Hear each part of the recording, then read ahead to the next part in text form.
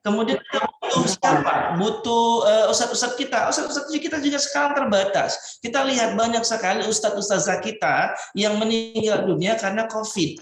Ya, bahkan para ulama-ulama juga sama. Mereka juga usianya udah di atas semua 50 tahun. Lalu inilah generasi kita ya di atas 20, 30 yang lagi produktifnya, kita seakan-akan butuh pertolongan, kita butuh tuntunan. Tapi orang-orang itu sudah dipanggil oleh Allah lebih duluan. Maka sekali lagi, tidak ada pertolongan kecuali pertolongan Allah. Tidak ada kekuatan selain kekuatan dari Allah. La haula wala quwata illa billah. Maka kalau ini yang kita butuhkan adalah kita minta sama Allah, dan Allah udah kasih semua di Al-Qur'an itu. Rasulullah juga isyaratkan di dalam hadis-hadis, "Intan surullaha yang surukum wa yusabbit aqdamakum." Kalau kita butuh bantuan, Allah akan tolong kita. Allah akan teguhkan kedudukan kita yang mungkin goyang-goyang saat kita mau nyusun skripsi bagi mahasiswa yang akhir ya tahun akhir. Ini kita mintanya sama Allah dengan cara apa? Dengan cara dakwah.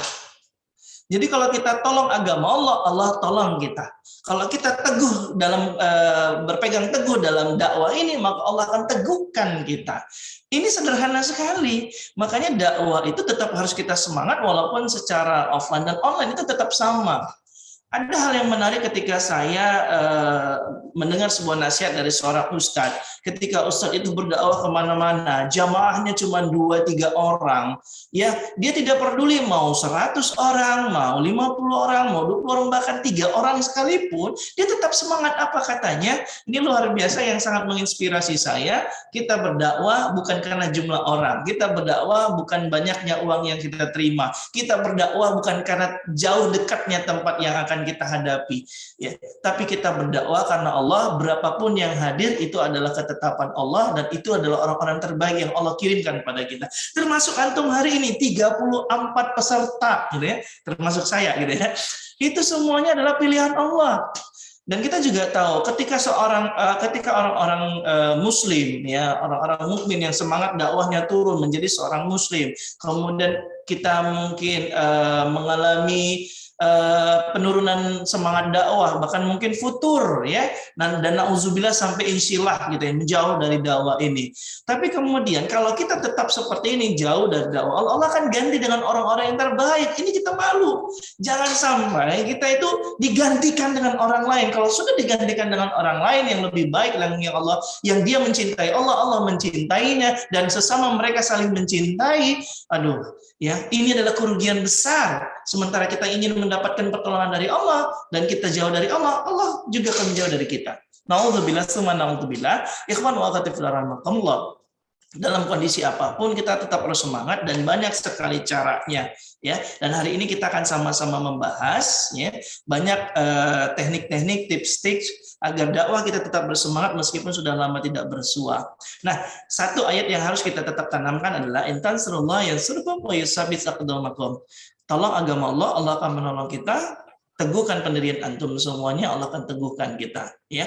Jadi di sini saya paham sekali ketika saya mengisi kajian-kajian secara online, sebenarnya banyak pertanyaan-pertanyaan antum, dan itu masalah utamanya. Antum lagi bingung, antum lagi galau gitu ya, apalagi dengan ada HP, smartphone, dengan banyaknya aplikasi-aplikasi, dengan banyaknya konten-konten, membuat kita kebanjiran data, tapi kita belum siap.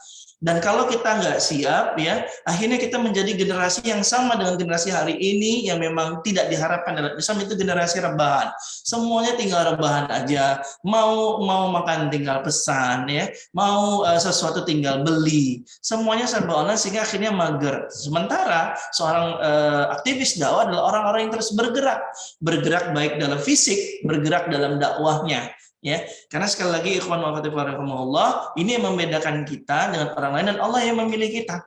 Jadi saya akan memulai dengan pertanyaan-pertanyaan saja ya. Ketika saya berikan kajian, ternyata banyak yang nanya, tidak hanya beberapa orang saja, 3 orang saja yang dijawab pertanyaan. Sementara permasalahan kita ini banyak. Dan kalau kita lihat, kita menghadapi masalah yang sama di waktu yang sama.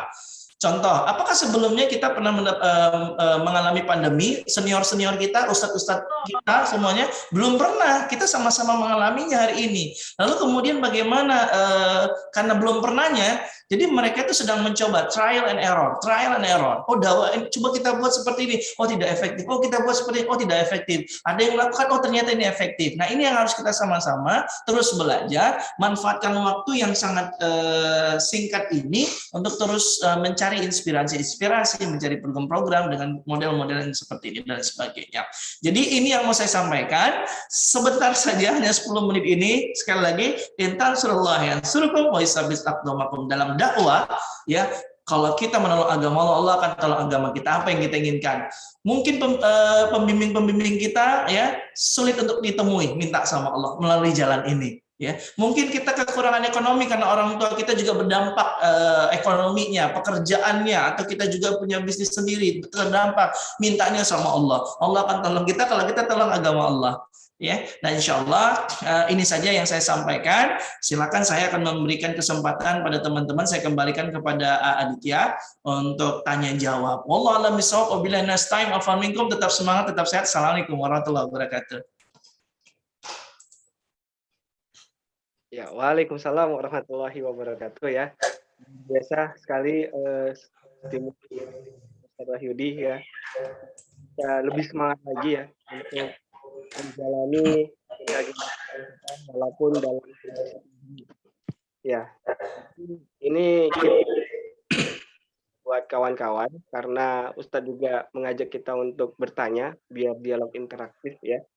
Jadi silahkan buat teman-teman yang mau menanyakan ya, seperti bagaimana menjaga eksistensi dakwah kita dalam kondisi pandemi saat ini. Nah, ada yang mau bertanya buat teman-teman?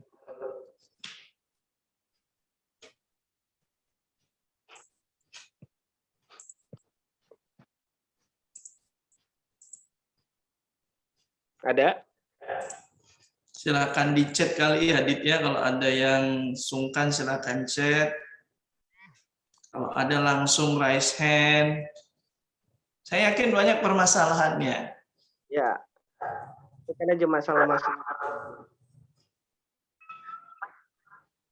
Mungkin Adit dulu kali, kalau ada permasalahan silakan tanya dulu aja, Adit, memancing pertanyaan.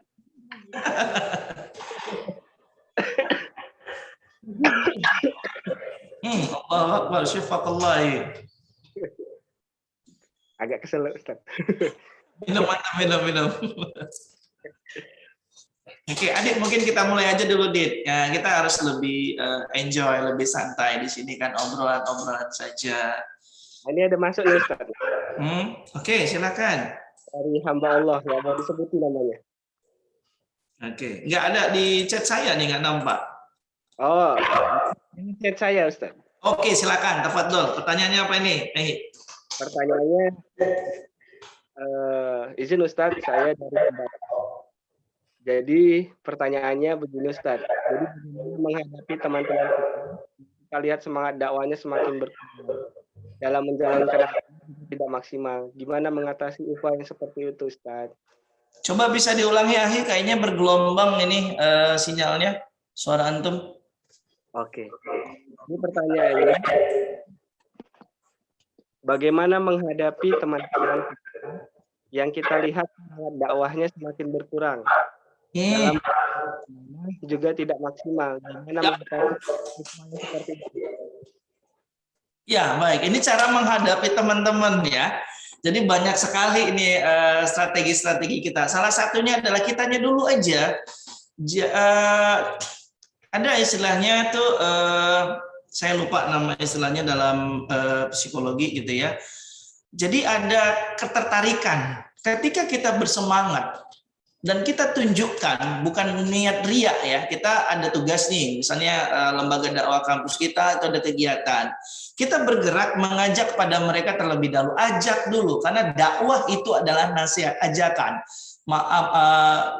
mengajak kepada yang baik, mencegah dari yang buruk. Yang pertama adalah mengajak kepada hal-hal yang baik. Ini dakwah yang pertama. Levelnya itu level pertama adalah mengajak. Jadi ketika kita tahu tuh teman-teman ada meeting ya, seperti kajian seperti ini 43 atau mungkin tadinya kan 37 nih. Ya udah share dulu, chat dulu, itu cara salah satunya, ajak mereka. Nah, ketika kita sudah mengajak mereka, kemudian tinggal pilihan di mereka sendiri, mereka mau ikut atau tidak, mereka pengen buat alasan atau tidak, atau memang ada alasan-alasan syar'i yang mereka tidak bisa hadir bersama kita. Jadi seperti sakit, tentunya ada urusan keluarga atau urusan yang lainnya. Yang pertama mengajak terlebih dahulu, ya. Kemudian cara yang kedua, setelah kita mengajak mereka, mereka tidak hadir, ini yang paling penting. Aktivis dakwah itu nggak boleh bekerja sendirian, tetapi dia menanyakan kepada mereka, kenapa kau belum masuk join atau sebagainya, kenapa belum ikut join rapat nih dan sebagainya. Itu ditanya, mungkin dia ada permasalahan yang dia malu menceritakannya, tapi itu masalahnya berat. Jadi ukhuwah Islamiyah yang kita selama ini kaji, ya ada ta'aruf, ya unsur-unsur persaudaraan kita, ya ukhuwah Islamiyah itu kan ta'aruf, kita saling kenal. Oke, mungkin kita hari ini kenal, tapi apakah kita tafahum, memahami mereka, permasalahan mereka? Jadi kalau kita sebagai pimpinan, sebagai teman, itu lihat dong, seperti sebagaimana para sahabat-sahabat dulu ya, itu selalu memperhatikan saudara-saudaranya sampai akhirnya mereka harus menginap di rumah saudaranya untuk melihat perilaku-perilakunya. Masih ingat sebuah cerita ketika Rasulullah dalam sebuah majelis, kemudian para sahabat ikut dalam majelis tersebut, lalu lewatlah seorang sahabat yang tidak ikut dalam majelis karena ada sebuah keperluan. Maka Rasulullah mengatakan, ahli surga baru saja lewat di antara kita. Ya, lalu kemudian membuat penasaran salah seorang sahabat, saya lupa namanya, dan dia akhirnya izin sama Rasulullah untuk keluar dari majelis taklim tersebut dan kemudian menjumpai sahabat yang tadi dijamin oleh surga, kata Rasulullah. Lalu akhirnya dia mengejarnya, ya, kemudian mencari alasan untuk mohon maaf ya, dia mencari meminta izin agar bisa menginap di rumah saudaranya tersebut. Kenapa? Hal itu membuat dia menjadi ahli surga. Dan izin pun diterima walaupun dengan alasan-alasan yang dibuat-buat supaya diterima, orang tua saya sakit dan sebagainya, akhirnya diizinkan. Hari pertama dia tidak menemukan aktivitas ibadah yang terlalu spesial seperti qiyamul lail sampai semalam suntuk, tidak gitu ya. Tapi kemudian dia lihat lagi di hari kedua, kok nggak ada yang spesial juga. Di hari ketiga kok tidak ada yang spesial juga. Namanya batas silaturahim itu untuk menginap di rumah saudara kita adalah 3 hari. Maka akhirnya dia pun minta izin. Dia tanyakan sebenarnya dia bukan karena orang tuanya sakit, tapi melainkan pengen aja mengetahui rahasia amal ibadah dia yang membuat dia jadi dijamin surga. Lalu kemudian sang sahabat berkata tidak ada, cuman ada satu amalan ibadah yang saya selalu lakukan rutin itu di amal ibadah rutin. Ya, karena sekali lagi istiqomah itu amal ibadah yang dinilai Allah adalah istiqomah, bukan sekedar semangat banyak tapi kemudian hilang begitu saja. Makanya untuk istiqomah ini berat, baik online dan offline, ini harus kita pertahankan, ikhwah. Ya. Jadi akhirnya dia mengatakan bahwa setiap aku tidur, aku selalu memaafkan orang-orang yang pernah melakukan kesalahan kepadaku. Itu amalan-amalan dia. Banyak amalan-amalan ibadah kecil, tetapi kemudian itu membuat kita istiqomah di jalan dakwah ini. Jadi sekali lagi, ya sahabat-sahabat melakukannya, mereka tahu kalau ada masalah. Nah, contoh yang kedua, bagaimana Rasulullah juga memahami mantunya sendiri, sahabatnya sendiri, keponakannya sendiri yang bernama Ali bin Abi Thalib. Jadi Rasulullah ketika suatu hari Ali bin Abi Thalib bertanya kepada istrinya Fatimah, wahai Fatimah istriku, adakah makanan yang bisa kita makan hari ini? Tidak ada. Ya, sama sekali tidak ada. Baiklah, kalau begitu aku akan mencari makanan tersebut. Tapi sebelum Ali bin Abi Thalib mencari pekerjaan ya untuk mendapatkan uang, karena memang Ali bin Abi Thalib adalah seorang sahabat yang dia terus mencari ilmu, belajar dan belajar. Tapi ketika dia sebelum melakukan itu, dia selalu sholat sunnah di masjid. Dan itu diperhatikan oleh Rasulullah. Biasanya para sahabat kalau ada permasalahan, itu mintanya ke Allah dulu. Nah, ini luar biasa ya. Para sahabat itu kalau ada sesuatu permasalahan, baik kecil dan berat, itu mintanya sama Allah dulu. Beda sama kita. Dikit-dikit minta dulu sama orang tua, minta sama sahabat, minta izin sama ustadz kita. Tapi kemudian ini diperhatikan Rasulullah ada masalah, kemudian beliau berangkat, dan ketika berangkat ke pasar dia menemukan pekerjaan dan menghasilkan uang, di mana uang tersebut ya setengahnya dibelikan makanan, setengahnya tetap dipegang uang. Nah, ketika Ali bin Abi Thalib itu mau hendak pulang di perjalanan, ada seorang sahabat, saya lupa namanya, Seorang sahabat ini juga melakukan hal yang sama. Ya, jadi sholat sunnah dulu, kemudian terlihat oleh Ali bin Abi Thalib. Kenapa ya, kenapa antum? Kayaknya ada masalah. Iya, saya udah 3 hari nggak makan bersama keluarga saya. Nah, ini empati yang luar biasa, Ali bin Abi Thalib. Aku baru 1 hari, sementara dia sudah 3 hari. Maka makanan roti tersebut, uang tersebut diberikan oleh saudaranya. Sementara yang tadi dia tidak makan kembali ke rumah dan mengatakan pada Fatimah, istrinya, bahwa dia sudah menemukan pekerjaan, dapat uang, dan dia berikan pada saudaranya yang lebih dari itu. Lalu tersenyum Fatimah dan berkata, wahai suamiku, kalau engkau lapar makanlah, karena ada makanan di rumah kita. Kaget, ya. Ali bin Abi Thalib kaget, kenapa kok bisa ada? Tapi kan tadi engkau katakan tidak ada. Maka dia menceritakan bahwa bahwa Nabi Muhammad itu mengetahui permasalahanmu, dan kemudian dia bertanya kepadaku, apa masalahmu hari ini, dan aku sampaikan bahwa kami tidak ada makanan, dan saat itu juga Rasulullah memberikan makanan kepada mereka. Jadi ini kekuatan yang luar biasa ya. Kita tidak langsung melihat teman-teman kita, ikhwah akhwat kita itu yang kemudian, kenapa sih antum kok nggak datang-datang? Nah, ini kita langsung ngejudge-nya langsung ke situ. Ini yang membuat akhirnya dia menjauh. Aku nih butuh pertolongan, tapi kalian tidak paham pertolongan itu. Ada saudara kita yang memang dia malu untuk menyampaikan karena dia takut memberatkan saudara-saudaranya. Ya. Walaupun banyak yang tak tahu malu gitu ya, minjem uang dan sebagainya. Tapi sekali lagi, ini yang diperlukan seorang aktivis dakwah. Dia tidak hanya berdakwah untuk orang lain, tetapi dia berdakwah untuk teman-temannya, untuk saudara-saudaranya di dalam satu lingkaran ataupun satu organisasi. Begitu juga dengan dakwahnya di sendiri. Nah ini ya, ketika yang pertama kita mengajaknya, ketika dia tidak hadir kita tanya tabayun. Karena sering sekali setan masuknya di tahap kedua ini.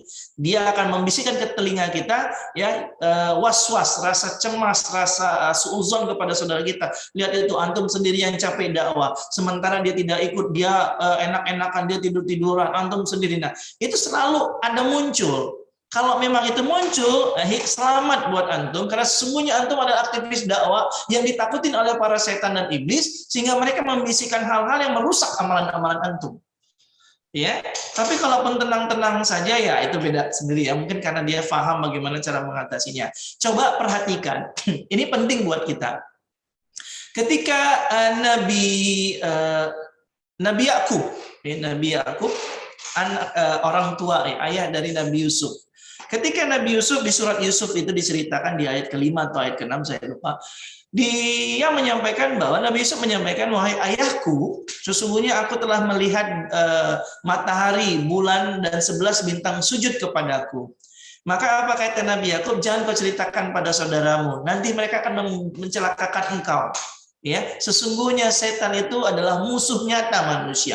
Perhatikan ayat ini luar biasa sekali. Jadi Nabi Yakub itu tidak nyalahin anak-anaknya. Dia tahu ini adalah ciri-ciri kenabian bahwa Nabi Yusuf akan jadi nabi. Itulah kenapa semua itu bersujud kepadanya. Dan bintang itu, matahari itu adalah ayahnya, bulan itu adalah ibunya, kemudian 11 bintang itu adalah saudara-saudaranya. Nah, ketika Nabi Yakub berkata, jangan ceritakan ya nak, nanti abang-abangmu mencelakakanmu, karena sesungguhnya, nah ini yang luar biasa, dia tahu karakter anak-anaknya yang akan mencelakakan anaknya yang ke-11 ini, gitu ya, Nabi Yusuf. Tetapi kemudian dia tahu bahwa kelemahan anak-anaknya itu, kejahatan yang akan dilakukan anaknya itu, karena setan yang membisikkan. Ini luar biasa. Kita tidak menyalahkan individu. Karena fitrah manusia adalah berbuat kebaikan. Fitrah manusia itu mencari Tuhan. Ya, fitrah manusia itu akan mencari Tuhan yang esa. Hanya ada satu. Ya, tiada Tuhan selain Allah. Itu fitrah semua manusia, baik dia terlahir sebagai muslim ataupun tidak non-muslim, fitrahnya adalah berbuat baik. Tetapi setanlah yang membisikkan mereka sehingga mereka akhirnya berbuat kerusakan. Sehingga akhirnya mereka jauh dari dakwah yang sebelumnya aktif dalam dakwah. Maka ikhwah wa akhwati fillah rahimakumullah, ini harus kita pahami, bisa saja setan membisikkan mereka jauh dari Allah, atau mungkin ada masalah-masalah. Jangan sampai kemudian setan itu yang berbalik ke kita dan kemudian bersuuzon kepada sahabat-sahabat kita itu, kepada saudara-saudara kita. Jadi yang pertama tadi mengajak mereka, yang kedua tanyakan apa permasalahan mereka yang bisa kita bantu. Nah, inilah harusnya aktivis dakwah itu, ya. Nah, selanjutnya kalau dia ada permasalahan ya antum kasih solusi, kalau enggak kita cari bahas bersama-sama. Nah, itu saja sudah bisa membantu mereka. Kalau ini sudah terbantu, maka kita akan bisa bekerja sama untuk melakukan aktivitas dakwah yang lainnya. Bersama-sama itu jauh lebih baik lagi, gitu ya. Karena sesungguhnya setan itu sangat takut kepada orang-orang yang berjamaah. Ya. Dan begitu juga pahala berjamaah itu jauh lebih besar daripada bekerja sendirian.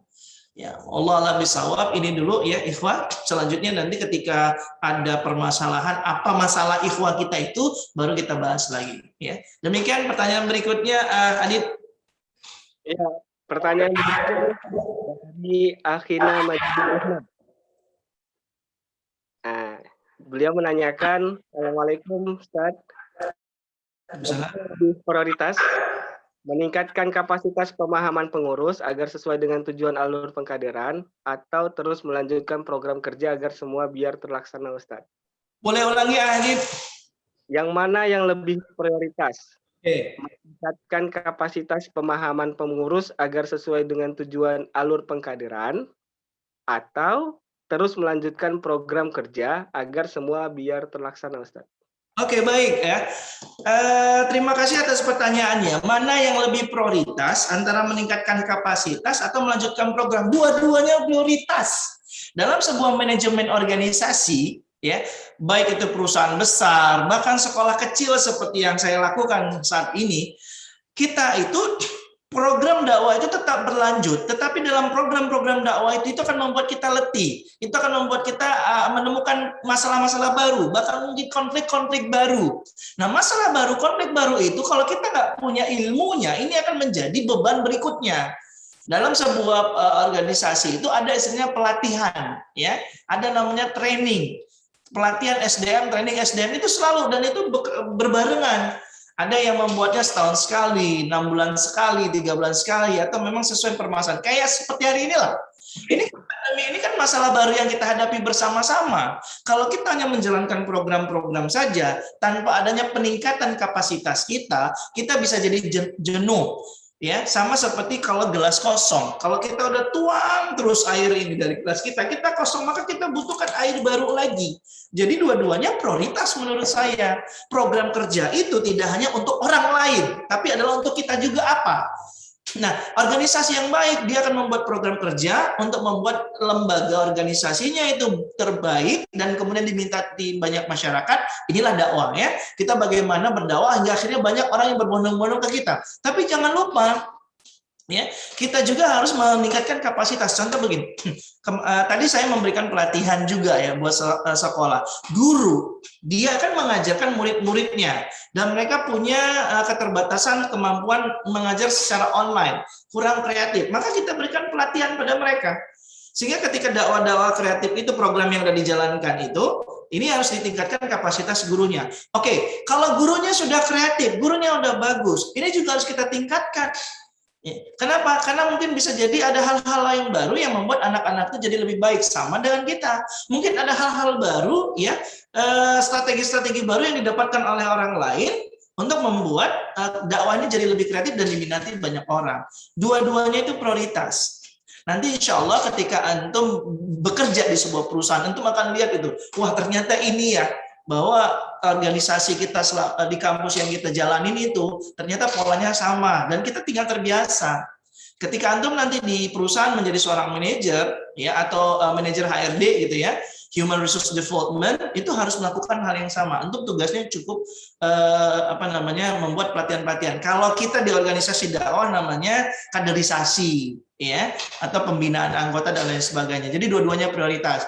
Yang lain menjalankan program, ada juga program untuk kita sendiri. Semangat itu tadi kan saya katakan, iman itu yazid wa yanqus, naik turun. Jadi ini perlu, sebagaimana HP kita, kalau HP kita lowbat itu kan perlu di-charger. Kalau semuanya untuk aplikasi, dijalanin semuanya lowbat juga. Maka kader-kader, ya pengurus-pengurus perlu untuk meningkatkan kapasitas itu. Wallahu a'lam bishawab, ya, semangat ya. Lanjut, Adit. Ya, ini makin banyak Ustaz yang nanya nih Ustaz. Alhamdulillah, makanya saya bilang banyak permasalahan ini. Ayo, lanjut. Benar sekali Ustaz. Selanjutnya dari hamba Allah, Ustaz izin bertanya, bagaimana bila teman kita merasa menjalankan amanah dakwah justru menjadi beban, menjadi hambatan besar dalam cita-cita beliau, Ustadz?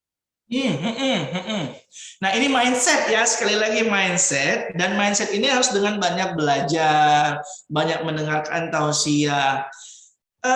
Di dalam psikologi ya, saya lupa menurut profesor apa, itu ternyata mindset itu terbagi dua. Yang pertama Profesor Caroline, dia membaginya menjadi dua mindset itu, cara berpikir orang terkait apakah dia seorang muslim atau tidak gitu ya. Semuanya pada umumnya ada dua. Pertama, fixed mindset. Ya, mindset atau cara berpikir yang fix aja udah. Kalau salah, ya salah orang, bukan salah saya. Ini kok pandemi nih. Kenapa dakwah kita jadi kurang semangat? Ini kan karena pandemi. Kenapa antum nggak bersemangat? Ini karena kayak gini. Jadi dia nyalahin orang lain saja. Itu fixed mindset. Ketika ada masuk adopsi program-program baru yang kreatif, dia akan mengatakan, buat apa program itu? Nggak akan efektif. Nah, ini cara orang berpikir sempit ya, fixed mindset. Dan biasanya orang-orang seperti ini akan sulit berkembang karena pemahamannya sudah fix. Dia nggak bisa ditambahin lagi hal yang baru, dan dia akan menyalahkan orang lain di sekitarnya karena permasalahan itu. Yang kedua adalah growth mindset, sesuai dengan pengertiannya ya, growth, berkembang. Jadi dia akan melihat bahwa ke depannya akan ada masalah-masalah baru. Kenapa dia berorganisasi? Karena dia yakin ke depan akan ada masalah baru. Di organisasi dia akan ditempa untuk menghadapi masalah-masalah. Sebagaimana kita tahu, di dalam ada sebuah penelitian menarik yang saya baca di sebuah artikel, bahwa salah satu kemampuan atau skill yang dibutuhkan di era 21 adalah, di abad 21 adalah menyelesaikan masalah yang kompleks, problem kompleks ya, solving ya. Jadi menyelesaikan masalah-masalah yang kompleks. Seperti hari ini kan kompleks banget nih masalahnya. Hanya satu aja, pandemi aja, semuanya kena. Ya, kena imbasnya, baik orang yang di dunia traveling, ya, di kesehatan, pendidikan, semuanya kena. Ya, apalagi yang UMKM, gitu, yang pedagang-pedagang itu kena imbas. Ini kan masalah besar, masalah kompleks. Lalu kalau kita berorganisasi, kita akan terlatih untuk menangani masalah-masalah yang kompleks. Contoh, di organisasi itu kita akan berhadapan sesama kita aja, kadang-kadang nggak beda pemahaman. Nah, ini menangani konflik perbedaan, ya kan? Belum lagi dengan permasalahan dakwah yang kita buat program banyak tidak ada peminatnya, bahkan mungkin memusuhi dakwah kita. Ini juga permasalahan. Jadi seperti ustaz kita yang lainnya, termasuk saya memahami bahwa dakwah organisasi kampus itu, ya, organisasi dakwah kampus itu melatih saya menyelesaikan masalah-masalah kompleks loh. Sehingga ketika saya bekerja di perusahaan, bekerja di sekolah, saya tahu, oh ini kan yang kemarin yang pernah saya alami. Oh begini tekniknya, strateginya seperti ini. Nah ini penting. Jadi kalau ternyata dakwah itu menghambat cita-citanya, padahal Allah sudah teguhkan tadi sama kita, intan surullah yang suruh kumaisubakum. Jadi kalau kita menolong agama Allah, cita-cita kita kan Allah tolong. Sederhana seperti itu. Kan Allah yang menciptakan kita, ini langit buminya miliknya Allah. Kalau kita punya cita-cita, sandingkan sama Allah, Allah akan bantu. Permasalahannya kita terlalu ego ya, akhir. Kita terlalu merasa bahwa kita ini yang berjuang, kita ini yang berusaha. Kalau enggak seperti ini, jadinya seperti itu. Itu cara berpikir yang fix, ya. Contoh seperti ini. Bisa enggak kita menghasilkan seperti saya ya kemarin ditantang gitu. Kita harus bisa menghasilkan 100 lebih siswa dengan uang masuk yang besar. Ya, uang masuk sekolah 35 juta, SPP-nya 1,5 juta. Bisa nggak dapat siswa yang hadirnya banyak, tapi mereka juga berakhlak. Nah, di dalam konsep bisnis itu tidak ada istilah atau-atau. Nggak mungkin lah Pak, nggak mungkin orang kaya tapi akhlaknya baik. Sementara kita diajarkan untuk husnuzon, berpikir positif. Bahkan kita juga diajarkan ya. Prasangka kita itu sebagai prasangka Allah itu sebagaimana prasangka kita, kan gitu. Innallaha zanna bi abdihi. Prasangka Allah itu sebagaimana prasangkanya kita. Kalau kita berprasangka buruk terhadap sunnatullah Allah, maka yang terjadi adalah buruk. Tetapi kalau kita berpikir positif pada sunnatullahnya Allah, yang akan terjadi adalah positif.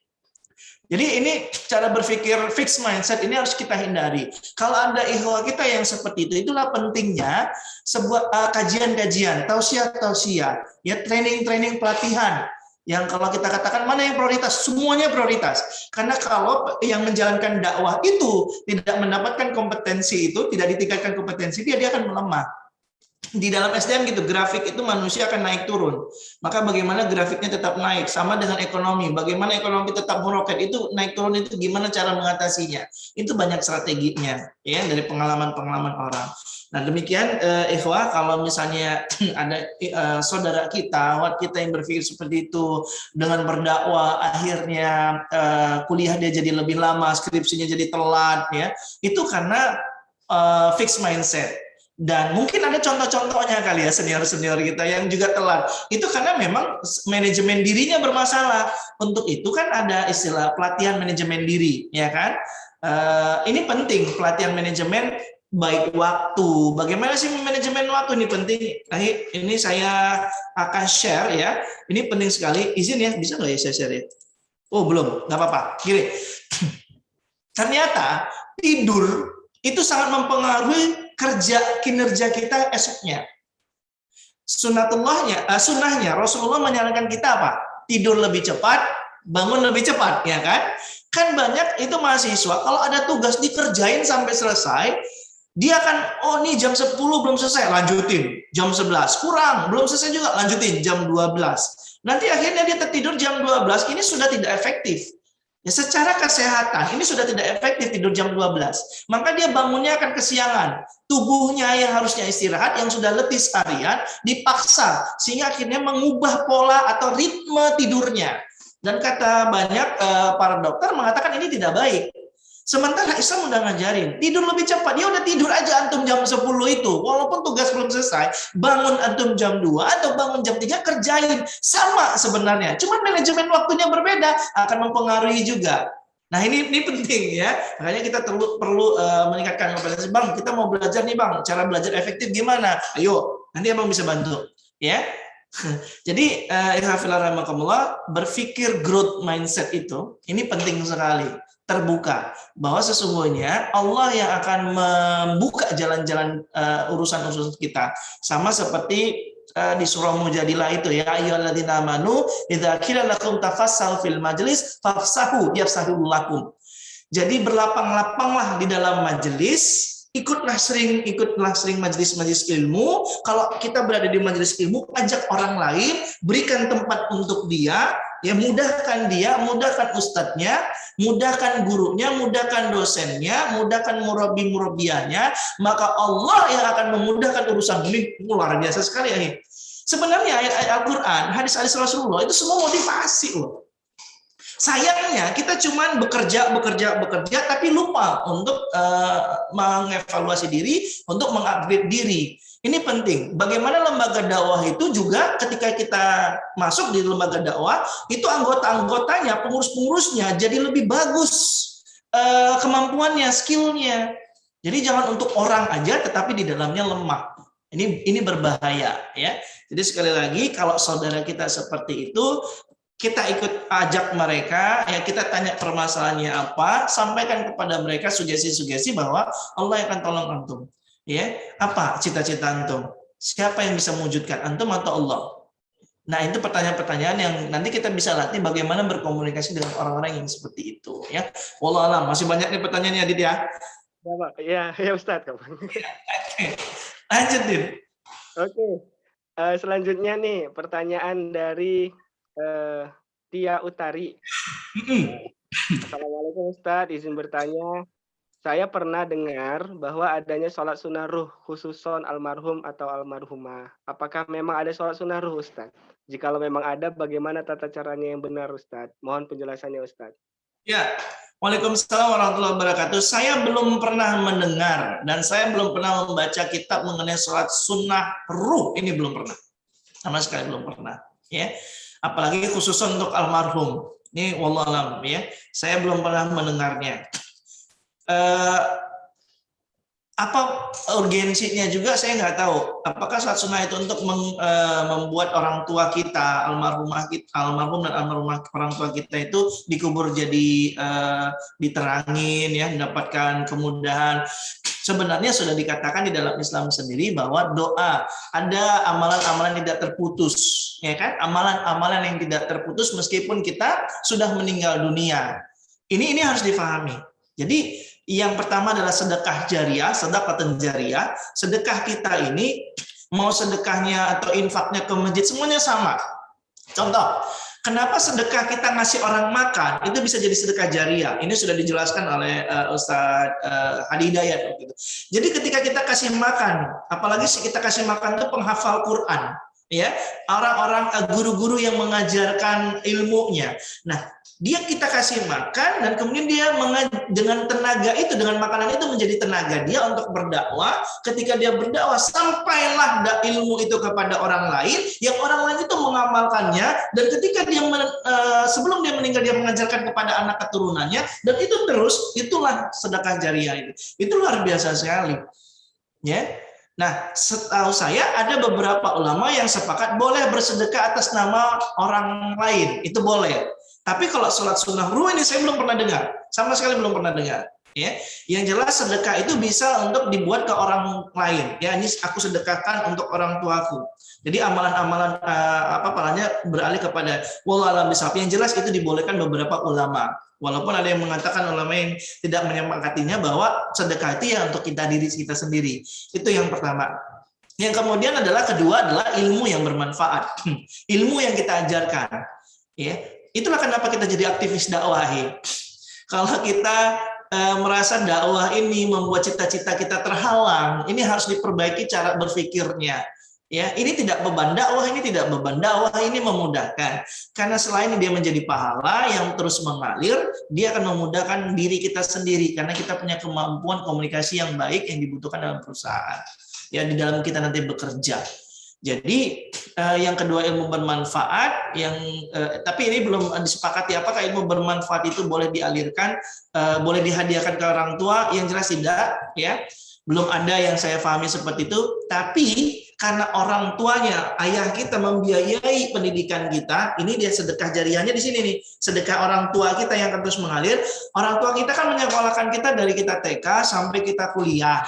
Itu kan ilmu semua. Ilmu ini kita amalkan. Ini ngalir ke orang tua kita. Makanya nanti antum jadi orang tua, antum harus prioritaskan pendidikan anak-anak antum. Ya, walaupun kemudian antum mungkin makannya cuma nasi, tempe, kecap, telur, tapi uang-uang yang antum dapat itu masih belum banyak. Itu antum bisa buat anak-anak antum yang penting mereka itu mendapat pendidikan yang terbaik. Itulah sedekah jariah tadi. Jadi insya Allah, ya, apalagi kita sudah pahami bahwa seorang muslim itu nantinya akan masuk surga juga. Tapi kemudian dia akan dibersihkan dari dosa-dosanya. Ini harus kita pahami. Ketiga, itu adalah anak yang sholih. Doa anak yang sholih. Ini penting. Ya, udahlah dia dapat sedekah jariah dari anaknya, ilmunya bermanfaat untuk dia juga orang tua kita, ya, almarhum dan almarhumah. Belum lagi kita mendoakan mereka. Ini aja sudah cukup, dan inilah yang sunnahnya itu yang ini, 3 ini, ya. Jadi kalau sholat sunnah itu saya belum pernah dapat informasinya, bacanya Allah belum pernah. Tapi yang jelas ya doa anak yang soleh itulah sunnahnya, ya. Jadi Otitia, banyakin aja doa kepada orang tua kita, itu sudah cukup, ya. Wallahu a'lam bishawab. Lanjut Adit. Oke, syukran Ustaz. Selanjutnya dari Sabda.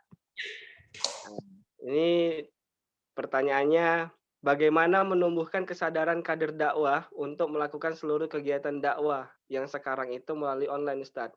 Karena masih banyak nih mindsetnya kalau online nggak maksimal dan segala macamnya, Ustaz.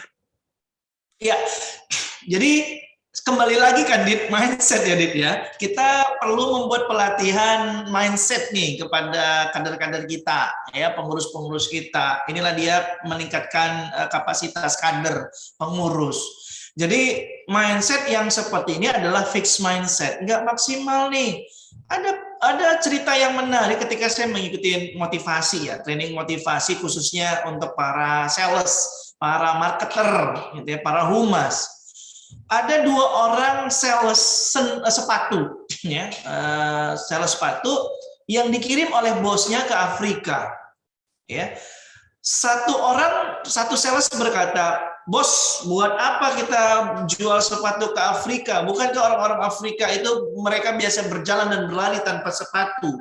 Nggak laku nanti kalau kita jual ke mereka. Itu cara berpikirnya fixed mindset. Dia udah langsung menganalisa dari data-data yang terlalu sederhana, ya. Analisanya terlalu sederhana. Tapi sales yang kedua, karena dia memiliki growth mindset, cara berpikir yang berkembang, dia mengatakan apa kepada bosnya? Bos, saya sangat bersemangat sekali. Ini kesempatan saya untuk menjual sepatu kepada masyarakat atau kepada wilayah yang memang mereka belum pakai sepatu sekalipun. Karena dia melihat itu ada peluang, ya, ada peluang. Kalau ada peluang berarti ada uang, gitu ya. Cara berpikirnya luar biasa. Kita tidak mengatakan kamu kayaknya duniawi banget ya, kamu kayaknya ambisius banget. Enggak. Memang orang-orang sukses itu begitu cara berpikirnya, growth mindset. Tapi orang yang fixed mindset mengatakan terlalu ambisius. Sementara dia berpikir growth mindset itu untuk terus berkembang. Akhirnya mereka dikirim ke Afrika, yang terjadi adalah si sales pertama tadi yang fixed mindset akhirnya tidak berhasil menjual apapun.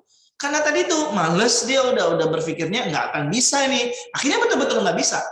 Ya innallaha zanna bi abdihi, ini berlaku sekali di sunatullahnya. Tapi sales yang kedua malah mengatakan, bos kirim lagi bos, sepatunya udah habis. Ya, kirim lagi beberapa kontainer. Ini ternyata mereka sangat bersemangat untuk pakai sepatu karena ini hal yang baru. Karena orang-orang itu suka hal yang baru, termasuk kita.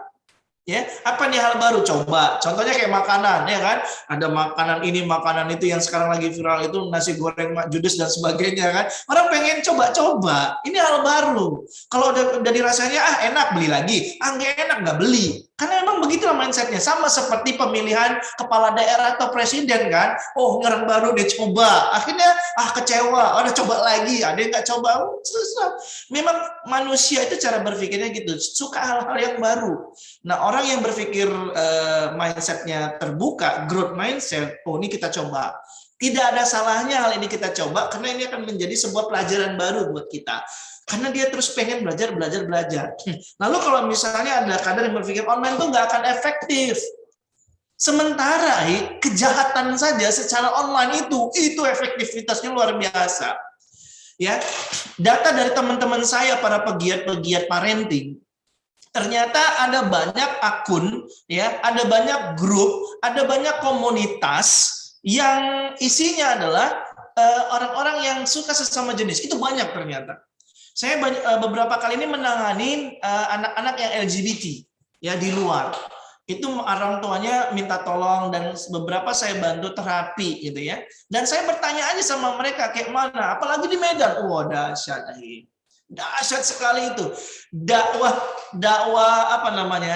Syaitan mereka, dakwah setan mereka itu ternyata efektif di dunia online.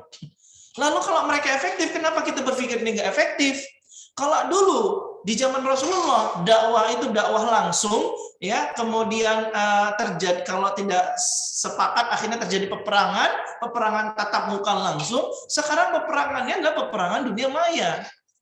Ini kita aja dari online nggak online aja kita masih berdebat. Online nggak efektif. Gimana lagi kalau nanti kita berada di perang bintang gitu loh. Di angkasa udah perang iklim gitu ya, udah perang bintang, Star Wars gitu. Kita masih berpikir nggak efektif. Ya kita kalah terus. Judi online sekarang efektif loh. Banyak orang tua, suami-suami yang dia di PHK akhirnya mencoba berpeluang di judi online. Nah itu aja efektif, masa antum dakwah nggak efektif? Karena kita berpikirnya sempit. Ya, coba sekali banyak konten-konten pornografi, ya banyak bahkan konten-konten anak perempuan yang sekarang masih SMP, SMA jual diri di IG-nya, ya seperti itu. Lah kenapa kita tidak membuat dakwah ini efektif? Banyak yang penting kita berpikirnya growth dulu, nanti akan ketemu tuh, oh ini efektif, oh ini nggak efektif gitu. Jadi jangan langsung samaratakan semua nggak efektif, ya. Nah ini seperti inilah kan kajian ini. Kalau misalnya Anda keterbatasan tidak bisa hadir bersama antum dan Anda bisa lakukan ini di rumah atau di tempat kerja saya, kan kita masih tetap bisa kajian-kajian seperti ini. Semuanya efektif, tapi tidak semua orang dengan cara ini ada yang efektif. Jadi kita harus pahami, oh ada yang efektifnya seperti ini dan lain sebagainya. Tapi pada umumnya online itu bisa efektif kalau kita sudah tepat. Wallahu a'lam bishawab. Lanjut pertanyaan berikutnya. Oke, Ustadz. Selanjutnya dari Imam Syafi'i, Ustadz. Ini bagaimana cara menumbuhkan semangat dakwah kita di kondisi pandemi ini, yang dimana kita situasi seperti ini banyak sekali godaan yang membuat kita untuk berpikir sebentar saja untuk menepi dari jalan ini. Yang kita tahu keseimbangan dunia dan akhirat keduanya adalah hal yang harus di-manage, Ustaz. I- Mohon ya.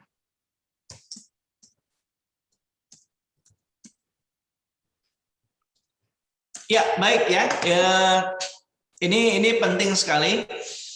Ada sebuah ayat yang memang harus kita sama-sama baca ya di surah Al-Maidah ayat 54 tadi. Yang tadi saya bacakan ya. Wahai orang-orang yang beriman, barang siapa di antara kamu yang murtad dari agamanya, nauzubillah, summa nauzubillah, maka kelak Allah akan mendatangkan suatu kaum yang Allah mencintai mereka dan mereka pun mencintainya, yang bersikap lemah lembut terhadap orang-orang mukmin dan bersikap keras terhadap orang-orang kafir, yang berjihad di jalan Allah, yang tidak takut celaan dari orang-orang yang suka mencela. Itulah karunia Allah. Itulah karunia Allah. Diberikannya kepada siapa yang dikehendakinya dan Allah Maha Luas. Coba jadikan Al-Maidah ayat 54 ini motivasi buat kita semua deh. Antum mau menepi, mau sampai kapan antum menepi? Takutnya antum sudah tepi jurang dan antum tinggal disenggol jatuh antum. Iya kan? Nah, kalau kita ini ngeri sekali sebenarnya. Orang yang futur godaannya lebih gede loh. Orang-orang yang tetap semangat berkumpul dalam satu lingkaran, baik lingkarannya secara online ataupun tatap muka, ini akan menjaga mereka. Kita kadang-kadang kalau berkumpul itu bersemangat, tapi kalau kita sendirian godaan setan itu gede banget. Apalagi kita menepi makin gede. Sementara ayat tadi surah Al-Maidah ayat tadi ya, ini menjadi motivasi buat anak pribadi. Ya, anak nggak mau ada orang yang menggantikan anak yang lebih baik lagi dari anak. Karena tadi sudah dikatakan itulah karunia Allah. Antum mau cari apa lagi coba di dunia ini? Harta, itu juga karunia dari Allah. Ilmu, itu juga karunia Allah. Hidayah, itu juga karunia Allah yang lebih besar. Kita hidup paling 63 tahun, itu pun kalau memang ketetapannya seperti itu. Yang mau kita cari ini apa? Kita tahu kita diciptakan oleh Allah dan akan kembali kepada Allah. Allah cuma meminta kita melakukan apa yang Allah perintahkan dan menjauhi dari apa yang Allah larang. Dan dakwah ini adalah dakwah yang membuat ini salah satu jalan menuju surga. Dan kita nggak mau kita digantikan. Jadi ayat ini Imam Syafi'i, ini motivasi buat Anda dari dulu. Ya ketika ada ustadz yang menyampaikan nasihat itu, Anda nggak mau digantiin deh. Ya, Anda nggak mau keluar dari organisasi ini deh. Anda nggak mau keluar dari jamaah ini deh. Karena walaupun ada pilihan-pilihan di luar lebih baik, walaupun ada yang ingin menarik ke tempat yang lain, ya sama aja. Organisasinya berbeda. Toh yang dilakukan dakwah kan? Ya udah kita istiqomah aja di sini. Dakwah aja terus sampai kemudian kita dipanggil oleh Allah. Banyak ustazah kita yang akhirnya meninggal di jalan ini. Ya, dan itu menjadi inspirasi buat kita. Salah satunya adalah almarhum Ustadz Suryanda Lubis. Beliau adalah inspirasi Anda sampai kemudian beliau terus bersemangat tanpa kenal lelah. Ya, binaan-binaannya banyak, sangat menginspirasi bahkan masyarakat umum, komunikasinya bagus. Tapi kemudian Allah telah memanggilnya lebih dahulu dan beliau istiqomah dan itu menginspirasi anak. Anak juga ingin seperti beliau. Gitu. Sampai Allah memanggil kita di dakwah ini. Kalau kita udah menepi, tinggal disenggol lagi, ya, masuk jurang, naudzubillah, kita diganti sama orang yang lebih baik. Kita akan menyesal nanti di akhirat. Dan itu adalah kata Allah, karunia Allah yang besar. Ya, jadi Imam Syafi'i, antum luar biasa ya, sampaikan ke teman-teman kita yang mungkin kondisi ini membuat kita jadinya ya lowbat gitu ya. Itu karena mindset kita itu terlalu sempit. Mindset yang kita gunakan tuh fixed mindset. Nah, kader dakwah itu kalau dia terus ikut kajian, ikut lingkaran, kemudian mendengarkan tausiah lebih banyak, membaca buku, berdakwah, itu adalah semangat buat dia. Tapi kalau udah dikit-dikit, nantilah, ya setan akan menarik kita dari lingkaran yang penuh dengan keberkahan dan karunia tadi. Jadi dua-duanya bisa kok, bisa. Ya, lanjut Adin. Oke, syukron Ustadz. Selanjutnya pertanyaan dari hamba Allah nih, nggak mau disebut namanya Ustadz. Nah, jadi pertanyaannya, ini belakangan Ustadz banyak kader yang dulunya totalitas, ya sebagai kader-kader terbaik, setiap kerja maksimal, ya perlahan karena pandemi menjauh nih Ustadz. Satu persatu hal yang dulunya dihindari atau dijaga dengan baik perlahan runtuh pertahanannya Ustadz. Lantas bagaimana agar setiap kader dapat membentengi diri atas ujian pandemi yang melanda ini Ustadz? Ya, hampir sama pertanyaannya, dan saya mengingatkan kepada antum semua, coba deh ya baca ulang antum, kalau yang ini caranya, strateginya, kalau kita punya kewajiban katakanlah setengah juz gitu ya satu harinya, antum ambil baca yang lainnya itu surah yang terus langsung ya, katakanlah 3 lembar atau 4 lembar, tapi surah Al-Maidah ini antum baca berulang-ulang sampai akhirnya dia bernilai jadi 2 lembar. Dan ketika antum baca Al-Quran ini, ya ayat ini, antum baca juga terjemahannya, antum tadaburi, antum tenang gitu ya, ya ba'da subuh atau ba'da qiyamul lail atau ba'da sholat apapun, atau setelah duha, antum baca renungin dulu. Ini ngeri sekali nih ayatnya, ini motivasi banget dan juga peringatan buat para kader. Ya, walaupun di sini maksudnya bukan murtad dari agama Allah, tapi kemudian kita futur atau insilah dari dakwah, Allah akan cari penggantinya. Karena ini pun kejadian di para sahabat-sahabat sekalian ya, para sahabat-sahabat Rasulullah. Ketika mereka sudah masuk, kemudian mereka pindah lagi murtad kembali, Allah gantikan mereka.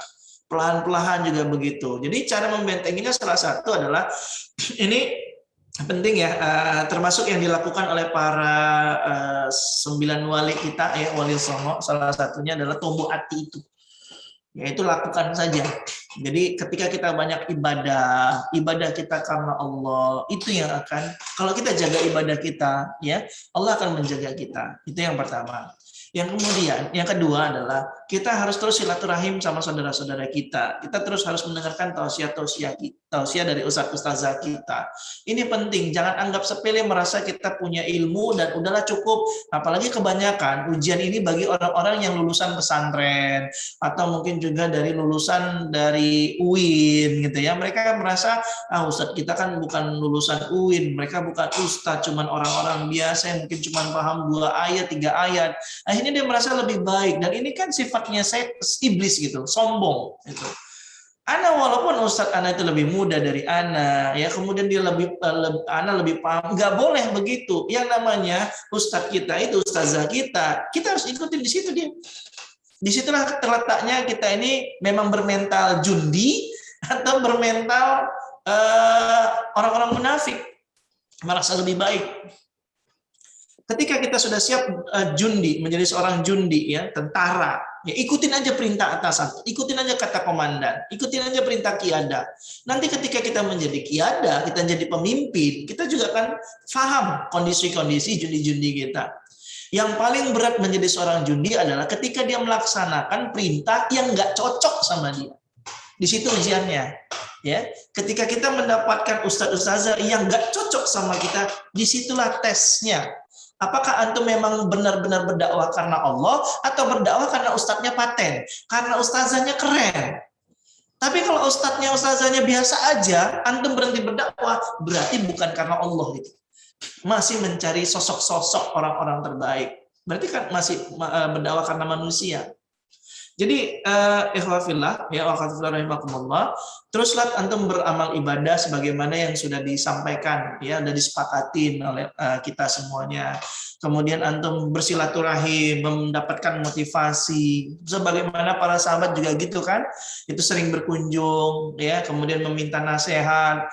Juga para tabi'in itu meminta nasihat para ulama yang lain, berguru sama ulama yang lain. Imam Syafi'i juga berguru sama Imam Malik ya, dan imam-imam yang lainnya. Begitulah harusnya kader dakwah untuk membentengi dirinya jauh dari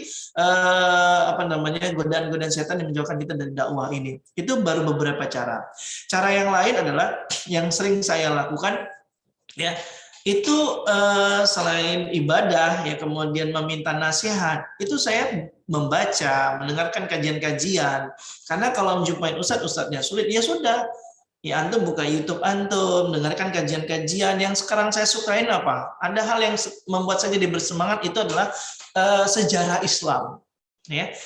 Kita perhatikan sejarah dari zaman Nabi Isa, kemudian Romawi, ya kan, kerajaan Romawi, Babilonia dan seterusnya, ya Raja Namrud, ya ketika Nabi Ibrahim, kerajaan itu saling berperang satu sama lain untuk merebut kekuasaan wilayah dan seterusnya.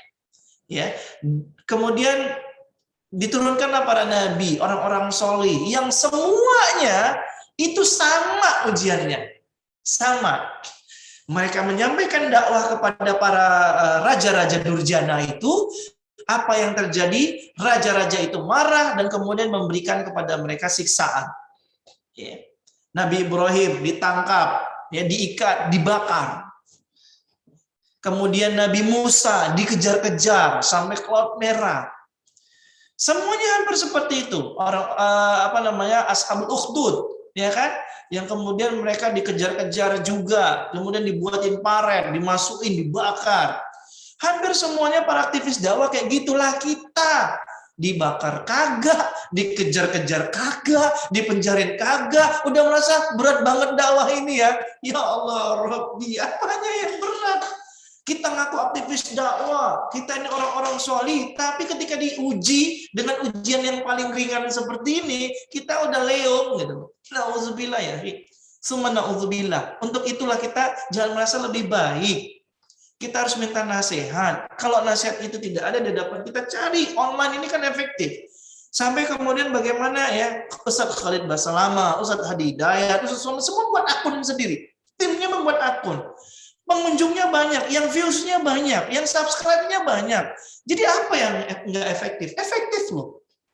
Bahkan banyak orang yang tadinya nggak bisa ikut kajian secara tatap muka, itu akhirnya bisa, ada yang malu dibilang sok alim lah, akhirnya dia diam-diam di rumah, dia dengerin kajian, dia dapat hidayah banyak sekarang. Dan orang-orang ini menunggu ada pembinaan-pembinaan dan kita nggak tahu. Maka buat kajian terus, ya, ajak mereka. Jadi yang berikutnya adalah minta berdoa sama Allah. Kita berdoa sama Allah, ya muqallibal qulub, tsabits qulubana 'ala dinik. Karena kita tahu hati ini bolak-balik. Cuman Allah yang bisa menetapkan hati kita. Jadi mintanya sama Allah untuk, ya Allah pilihlah aku. Dulu saya masih ingat ketika kita dalam kajian, kalau ada 1000 mujahid, aku satu di antaranya. Kalau ada 100 mujahid, aku satu di antaranya. Kalau ada 10 mujahid, aku satu di antaranya. Kalau ada 1 mujahid, itulah aku. Allah Akbar. Itu luar biasa kalau tatap muka, bersemangat, bergemuruh. Ya, tiba-tiba kita ikut merinding dan kita ikut jadi bersemangat. Nah, dakwah itu masih kita dakwah semangat, istilahnya ya, mudian kalau bahasa anak muda sekarang. Mut-mutan, kalau orang ada banyak dia bersemangat, kalau orang nggak ada dia lemah semangat. Harusnya ini terjadi pada kita juga secara online. Jadi kita punya prinsip yang sama, walaupun cuma kita tetap itulah kita ya. Walaupun cuma ada 1 mujahid, ada 1 aktivis dakwah, itulah kita. Dan untuk itu kita minta sama Allah, karena banyak para sahabat yang juga murtad. Ada seorang penghafal Quran yang akhirnya karena dia terlalu cinta sama wanita, akhirnya hilang hafalannya. Maka kita minta sama Allah, ya Allah, tetapkan aku di jalanmu, dekatkanlah aku dengan orang-orang yang selalu mendekat kepadamu, jodohkan aku dengan orang yang hatinya terpaut padamu, dan berikanlah aku keturunan yang keturunan aku selalu mengingatmu dan berdakwah karenamu, ya Allah. Ini penting doa-doa itu. Maka ikhwafillah, ya, saya minta nanti kalau bisa ada di antara kita, ya, sebelum ditutup doa robitoh. Inilah doa yang selalu dilantunkan oleh para asatidz dakwah kita, ya, yang membuat ruh kita jadi tetap berada di sini, ya, dakwah kita tetap berada. Wallahu a'lam bishawab. Wabillahi nasta'in wa minkum, ya. Sudah jam 10. Assalamualaikum warahmatullahi wabarakatuh. Waalaikumsalam warahmatullahi wabarakatuh. Udah nggak terima lagi pertanyaan berarti Ustaz ya? Ya, Anda perlu istirahat. Ini jam 10. Anda komitmen jam 10 itu Anda harus istirahat. Oke, baik Ustadz. Oke, baik ya Ustadz ya, terima kasih, syukran katsir buat ilmunya, luar biasa sekali ya, sangat bermanfaat, sangat berharga Ustadz ya, sangat luar biasa ilmunya. Semoga apa yang Ustadz sampaikan kepada kami, ya, kepada kita semua menjadi penambah ilmu ya, keberkahan selalu dicurahkan kepada Amin. Ustadz ya, amin ya, dan untuk kita semua.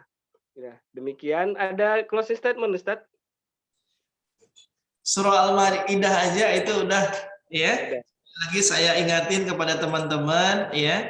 Wahai orang-orang yang beriman, barang siapa di antara kamu yang murtad dari agamanya, maka kelak Allah akan mendatangkan satu kaum yang Allah mencintai mereka dan mereka pun mencintainya. Bersikap lemah lembut terhadap orang-orang mukmin sama seperti antum.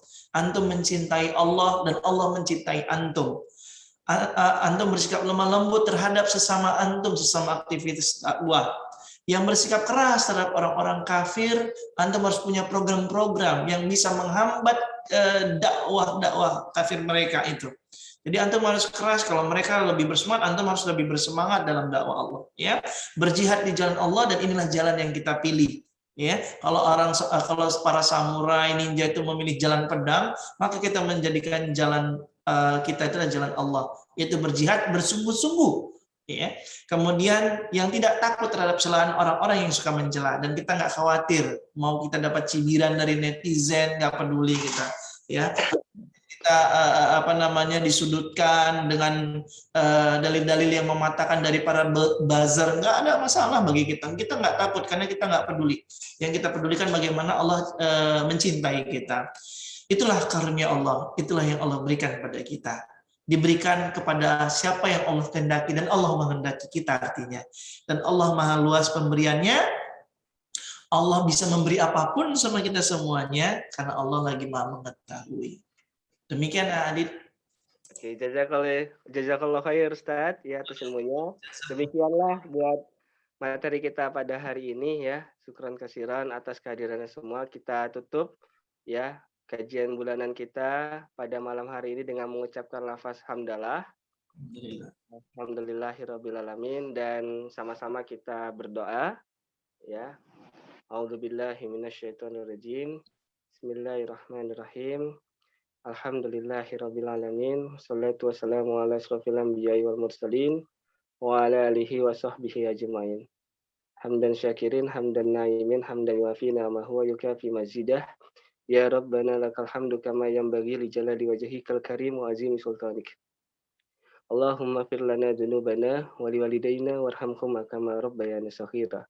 Wal jami'il muslimina wal muslimat wal mu'minina wal mu'minat. Al-ahya'i minhum wal amwat birahmatika ya arhamar rahimin. Allahumma innaka ta'lamu anna hadhil qulub qad ijtama'at ala mahabbatik wal taqat ala ta'atik wa tawahadat ala da'watik wa ta'ahadat ala nusrati syariatik fawathikillahumma rabitataha wa adim waddaha wahdiha subulaha wamlaha binurika alladhi la yakhbu wasrah suduraha bifaidil imani bik wal jamili tawakkuli alaik wa maitala syahadati fi sabilik innaka ni'mal maula wa ni'man nasir. Rabbana zalamna anfusana wa illam taghfir lana wa tarhamna lanakunanna minal khasirin. Rabbana atina fid dunya hasanah wa fil akhirati hasanah wa qina adzabannar. Wa sallallahu ala Muhammadin wa ala alihi wa sahbihi ajmain. Subhana rabbika rabbil izzati amma yasifun. Wassalamu ala mursalin walhamdulillahi rabbil alamin.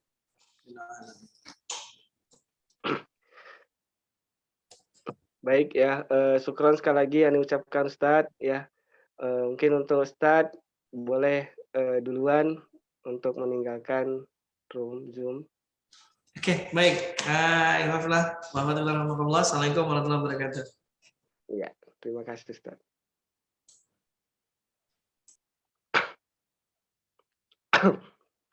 Oke, buat Iwafila semua, jangan lupa untuk diisi ya absensinya yang udah disebar Iwafila.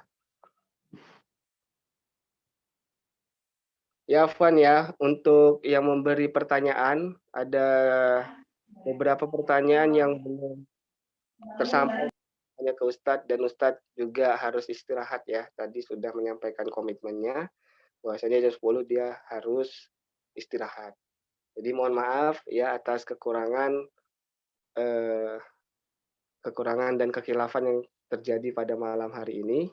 Ya, pada Allah ani mohon ampun. Demikian kajian bulanan pada malam hari ini ya. Sampai jumpa di kajian bulanan di bulan depan nantinya. Semoga Allah merahmati kita semua. Afwan minkum. Assalamualaikum warahmatullahi wabarakatuh. Waalaikumsalam. Warahmatullahi wabarakatuh. Waalaikumsalam warahmatullahi wabarakatuh.